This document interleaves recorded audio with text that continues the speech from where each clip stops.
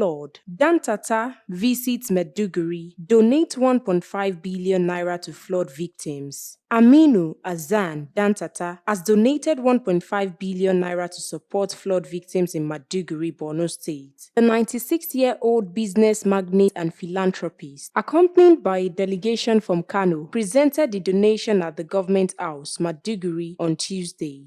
During his visit, Dantata expressed heartfelt condolences to Governor Babangana Zulum, the state government, and those affected by the devastating floods. Addressing the gathering, Dantata emphasized the economic challenges facing the nation. He called upon elites and political leaders to act with integrity and fear of Allah in their dealings. The respected businessman also offered prayers for peace and unity in Borno State and across Nigeria. Governor Zulum, visibly moved by the gesture, expressed profound gratitude for Dantata's visit. He stated, "The people of Borno deeply appreciate this show of humanity by a 96-year-old who came to visit us. Our Baba has donated the sum of 1.5 billion naira to support the flood victims. May Allah bless and reward you with Aljana. Mungode, Baba." Stay tuned to NaijaNews TV for more updates.